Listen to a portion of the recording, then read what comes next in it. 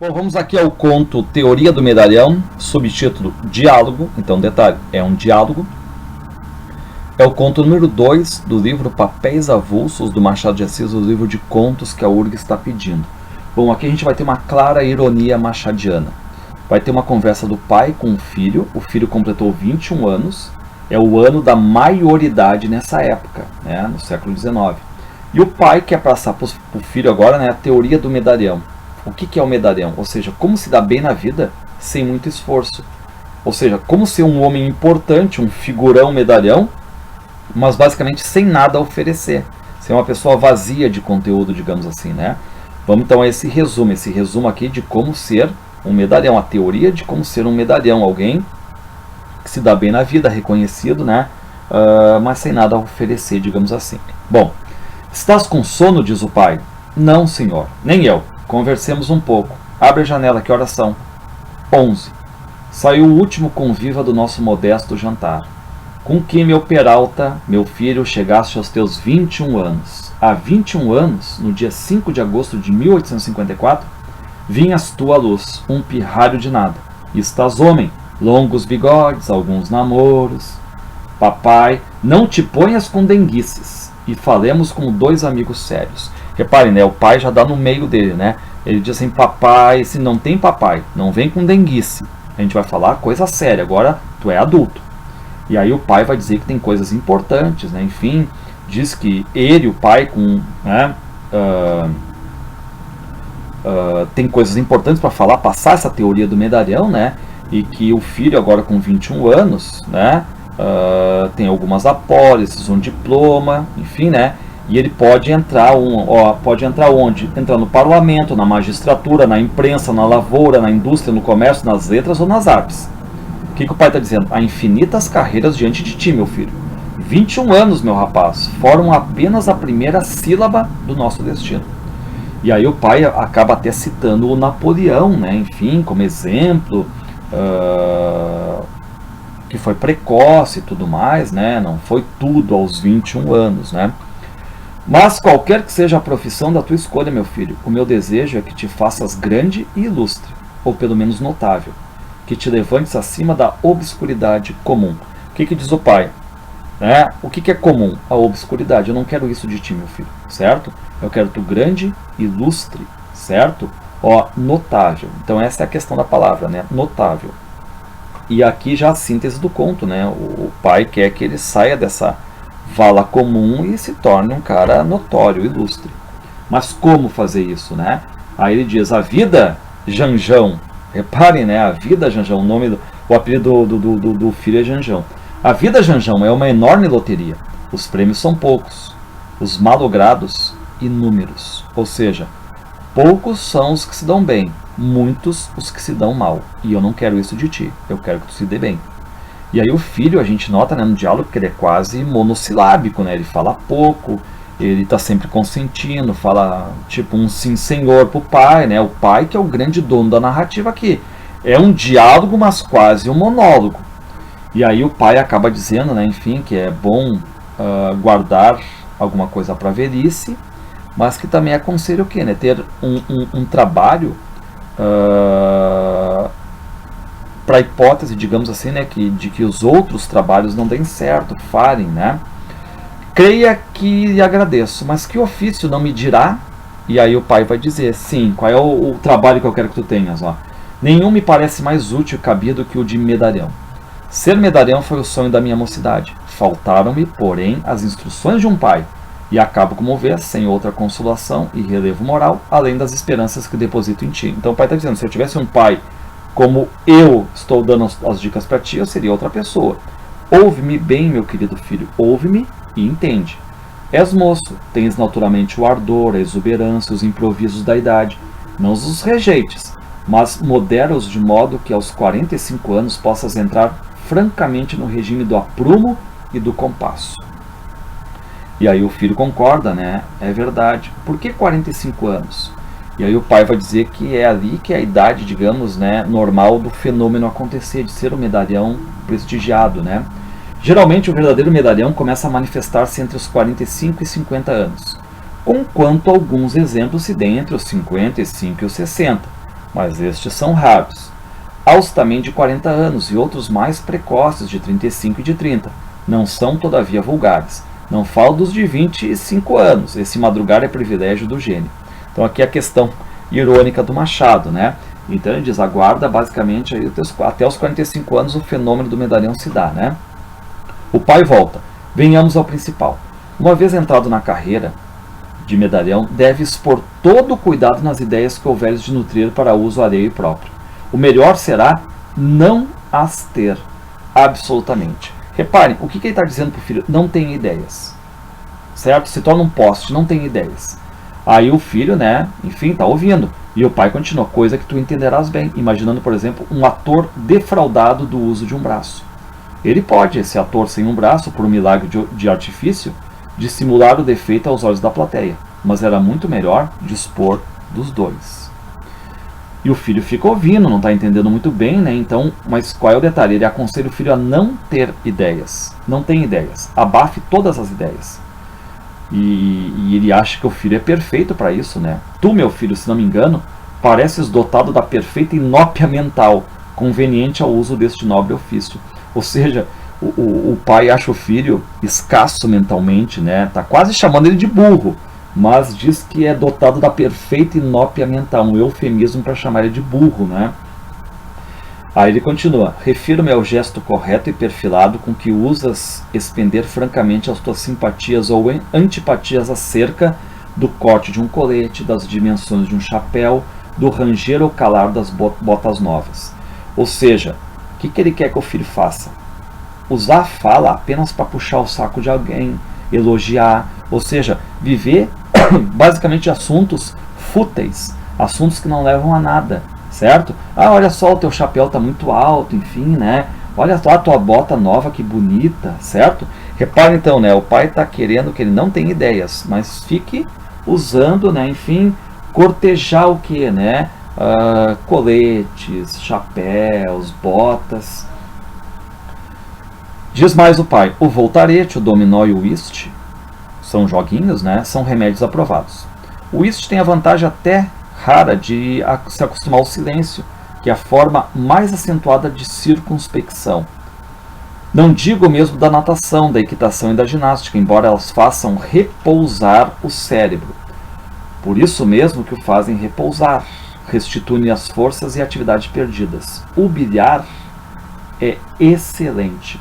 Então, se a gente for olhar aqui, né, o que acaba acontecendo? O pai diz para jogar cartas, né, o whist é um jogo de cartas, ou um dominó, ou um voltarete também, né, enfim, são remédios aprovadíssimos, certo? Não quer que o filho faça natação, equitação, ginástica, porque pode restituir a força, a atividade perdida, né?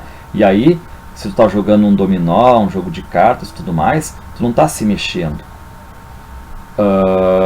E o que ele está pedindo para o filho fazer, né? Funções para passar o tempo, não para pensar, para passar o tempo apenas, né? E aí ele está dizendo assim, né? Porque o pai disse que o bilhar é excelente, certo? E aí o filho pergunta, como assim se também bilhar é um exercício corporal? E aí o pai recomenda bilhar porque tipo 75% daqueles que jogam bilhar partiram da mesma opinião, ou seja, tu tem um senso comum ali, ou seja, procura as pessoas que vão sempre ter uma mesma opinião para a mesma coisa, certo? Não pensam. Então tu pode estar ali no bilhar até se exercitando, mas quais são os assuntos ali? Senso comum. E ele diz para o filho, passeia nas ruas, mas não sozinho, para não criar ideias, sempre passeia com alguém. O filho diz, mas se eu não tiver à mão um amigo apto e disposto a ir comigo? E aí o pai diz, né, não faz mal, né? O filho pode se misturar no lugar público, porque as livrarias, ou por causa da atmosfera do lugar, ou por qualquer outra razão que me escapa, não são propícias ao nosso fim. Não vá a uma livraria. E não obstante a grande conveniência em entrar por elas, de quando em quando, não digo as ocultas, mas as escâncaras. Podes resolver a dificuldade de modo simples. Vai ali falar do ato do dia, da anedota da semana, de um contrabando, de uma calúnia, de um cometa, de qualquer coisa. Ou seja, não quer que ele fique na livraria para pegar um livro para pensar, mas passar às vezes por ela para que as pessoas notem que ele está passando por uma livraria. E quando ele for comentar alguma coisa ali, para verem ele, só futilidades. Por quê? Porque o pai diz, né, se tu falar do boato do dia, 75% das pessoas vão repetir as mesmas opiniões, ou seja, aquela questão do senso comum. E aí o pai diz, bom, com esse regime, durante 8, 10, 18 meses, suponhamos 2 anos, tu vai reduzir o intelecto, tu vai ficar mais burro, por mais pródigo que seja. A sobriedade, a disciplina e o equilíbrio comum. Não trata do vocabulário, porque ele está subentendido no uso das ideias. Se tu tem ideias de senso comum, o teu vocabulário vai ser sempre baixo, né? Sempre simples. Há de ser naturalmente simples, tíbio, apoucado, sem notas vermelhas, sem cores de clarim. Então, assim, ó, é toda uma ironia aqui, né? O teoria do medalhão, porque o filho não pode ter ideias. Se passar por uma livraria só para dizer que está por ali. Jogar dominó, jogar jogo de cartas, repetir mesmas opiniões, usar senso comum, o vocabulário vai ser fraco. E aí o filho fica indignado, fica assim, mas isso é o diabo, não poder adornar o estilo de quando em quando, botar uma palavra bonita, alguma coisa assim. O pai diz, pode-se empregar umas quantas figuras expressivas, a ida de Lerna, por exemplo, a cabeça de Medusa, o tonel das Danaides, as asas de Ícaro. Enfim, colocar alguma expressão, né? E outras que românticos, clássicos e realistas empregam sem desar, quando precisam delas. Sentenças latinas, ditos históricos, ditados populares, versos célebres, brocados jurídicos, máximas. É de bom aviso trazê-los contigo para os discursos de sobremesa, de felicitação, de agradecimento. Ou seja, o que o pai diz para ele ter? Frases prontas, certo? Não foi tu que inventou.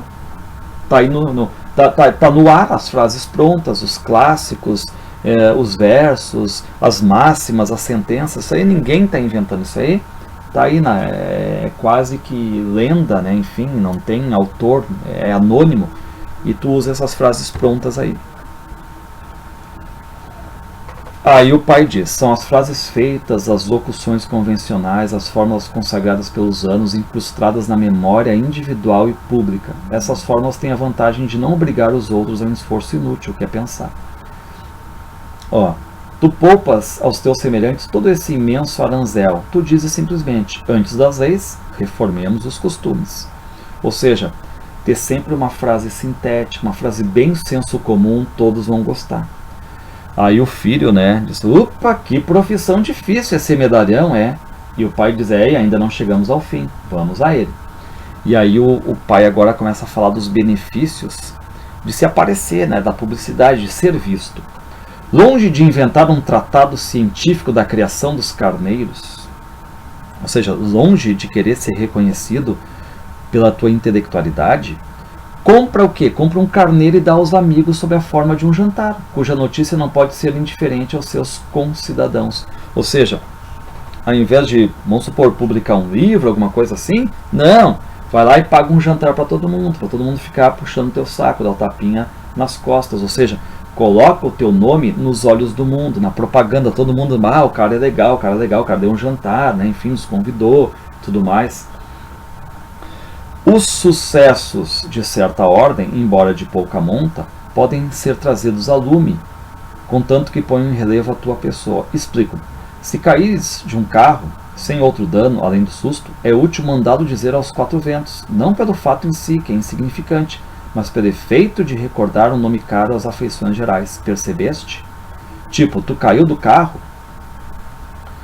tomou só um susto, mas diz, quase me matei, quase caí e tudo mais. Aí todo mundo, tu viu o cara lá, tal, quase caiu, enfim, né? Para fazer a notícia andar, o teu nome na boca de todo mundo, né? E o filho entende, o filho diz, percebi. O pai pergunta, percebeste? Percebi. E aí, o pai diz, né, que essa publicidade tem que ser constante e basicamente todo dia, porque é uma publicidade barata, né? Enfim, vai só largando para os amigos que aconteceu, né? E ele diz que a outra, né? Digo-lhe que o que vós me ensina não é nada fácil, diz o filho, né? E o pai diz, sim, eu não falei que é fácil, é difícil, Leva tempo, leva anos. Lembra que eu falei que isso se dá lá pelos 45 anos? Tem que ter paciência, trabalho. Mas ele vai dizer, felizes são aqueles que conseguem virar um medalhão. E acredita, né, que o filho pode chegar a ser um medalhão, né? E como ele diz, né, quando chegar esse dia ele vai dizer, ó, acabou-se a necessidade de farejar ocasiões, comissões e irmandades. Elas virão ter contigo. Ou seja, não precisa mais convidar ninguém. Todo mundo vai querer tu por perto. Com seu ar pesadão e cru de substantivos desadjetivados. E tu serás o adjetivo dessas orações opacas. O odorífero das flores, o anilado dos céus, o prestimoso dos cidadãos, o noticioso e suculento dos relatórios. Ou seja, vai chegar uma hora que todo mundo vai te querer na casa. Ou seja, tu não precisa nem mais gastar nada, né? Todo mundo vai te dar um jantar, um baile, vai te pagar tudo, tu vai virar o medalhão ali, né? Todo mundo quer estar ao teu lado. E ser isso é o principal, porque o adjetivo é a alma do idioma, sua porção idealista e metafísica. O substantivo é a realidade nua e crua. É o naturalismo do vocabulário. E o filho daí quer saber, tá aí, enquanto a política fica excluída, e o pai diz que não, de jeito nenhum, nem política. Toda a questão é não infringir as regras e obrigações capitais. Pode-se pertencer a qualquer partido, liberal ou conservador, republicano ou ultramontano, com a cláusula única de não ligar nenhuma ideia especial a esses vocábulos. Repare, não ter ideia, não ligar ideias. Aí o filho diz, tá, se eu for ao parlamento, posso ocupar a tribuna? Posso discursar? Podes e deves. É um modo de convocar a atenção pública. Tu vai estar ali na frente, todo mundo vai te ver. Agora, a matéria do discurso. Tens a escolha. Ou os negócios miúdos, ou a metafísica política. Mas prefere a metafísica. Ou seja, quando ele for discursar, só assuntos banais. Ou seja, ele até diz, né, que prefere a metafísica, que é mais fácil, é mais atraente do que os assuntos banais, do tipo, se o filho falar sobre um assunto miúdo, a infantaria tal foi transferida de um lugar para outro local, de Uruguaiana para o Rio. O pai diz que, de repente, ele vai ser ouvido só pelo ministro da guerra. E em 10 minutos terminou. Agora, quando ele fizer um discurso de metafísica política, ele vai acabar apaixonando os políticos, enfim, o público. Ele vai causar um certo rebuliço ali, né?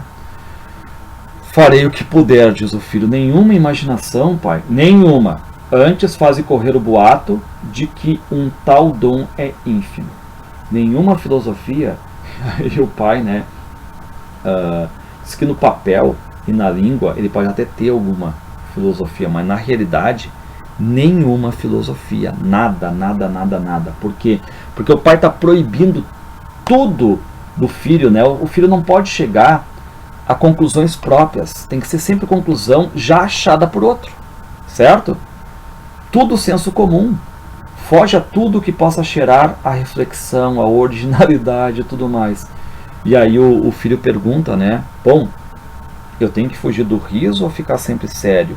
E aí o pai diz, não, tu pode de repente brincar e rir alguma vez, digamos, né? Medalhão não quer dizer melancólico.